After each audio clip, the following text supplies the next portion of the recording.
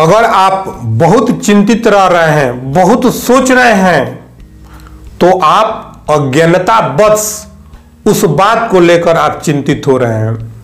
अगर आपके अंदर ज्ञान होगा तो आप उन सारी बातों को लेकर कभी चिंतित नहीं होंगे। आप थोड़ा ध्यान दीजिए। अगर आपके पास धन और संपत्ति है तो वह कहां से आया है? आपने जो भी धन और संपत्ति अर्जित किया है इसी जगह से अर्जित किया है, इसी जगह पर कमाकर आपने बनाया है। तो जो संपत्ति आप बनाए हैं वह संपत्ति अगर नष्ट हो जाएगा तो उसमें आपको मोह क्यों लग रहा है? क्या आपने उस धन संपत्ति को लेकर आए थे? नहीं लेकर आए थे। जो कुछ आदमी प्राप्त करता है इस धरती पर ही प्राप्त करता है, और जो इस धरती से प्राप्त होता है वो सारे चीजों का नष्ट होना आवश्यक है, क्योंकि जो जन्म लेता है उसका मरण निश्चित है। जो चीज की उत्पत्ति होती है उसका विनाश होना निश्चित है। जो रिश्ते बनते हैं वे रिश्ते टूटते भी हैं, जो रिश्ते बनते हैं वह छूटते भी हैं। जो जन्म लेता है, अगर आपका बेटा जन्म लेता है तो वो भी एक न एक दिन मर जाएगा। अगर बेटी जन्म लेती है वो भी एक न एक दिन मर जाती है। ये सारे रिश्ते सिर्फ आपको देखने के लिए मिला है, उससे आप अपने जीवन का जो कार्यकलाप है उसको चलाते हैं। कोई रिश्ता आदमी लेकर नहीं आता है। इस धरती पर ही रिश्ते पैदा होते हैं और इसी धरती पर रिश्ते समाप्त हो जाते हैं।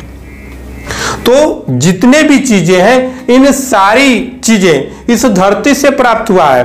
तो इस धरती पर जो भी चीजें प्राप्त हुआ है उस पर मेरा हक नहीं है, उस पर आपका थोड़ा भी हक नहीं है कि आप उसको बचा सके, क्योंकि जो चीजें आपने पाया है तो उसको खोना भी पड़ेगा।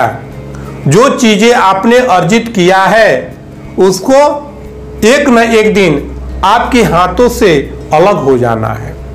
तो फिर आप इन सारी बातों को जानते हुए भी बहुत चिंतित हो जाते हैं, बहुत सोचने लगते हैं। आपको सब कुछ ज्ञान है, सब कुछ जानते हैं कि नहीं इस जगह पर जो भी चीजें हमें मिला है एक न एक दिन समाप्त हो जाएगा। तो फिर अपने आंख पर जो ये पर्दा चढ़ाए हुए हैं किस कारण से अपने नजरों पर पर्दे चढ़ाकर रहते हैं, जिसके कारण आपको सुख हो रहा है, दुख उत्पन्न हो रहा है। इन पर्दों को आप हटा दीजिए और ज्ञान के माध्यम से जो आपके अंदर ज्ञान है उस ज्ञान को हमेशा अपने नजरों के सामने रखें, अपने मन में बैठा के रखें कि नहीं यही सत्य है और ऐसा ही होता है। जो लोग यहाँ पैदा हुए हैं वह मृत्यु को जरूर प्राप्त हुए हैं। और ऐसी विचार, ऐसा भाव आपके अंदर अगर बैठ गया तो आपकी जो ममता है, जो मोह है वह कम हो जाएगा। पूर्ण रूप से छूट नहीं सकता है लेकिन थोड़ा कम जरूर हो सकता है, क्योंकि जो लोग सत्य को अपना लेते हैं उनके अंदर कभी मोह और ममता नहीं उत्पन्न होता है। तो आपको भी अगर इन चिंताओं से मुक्त होना है तो सत्य को अपनाना पड़ेगा, सत्य को मानना पड़ेगा और सत्य के अनुसार ही अपने जीवन का यापन करना होगा।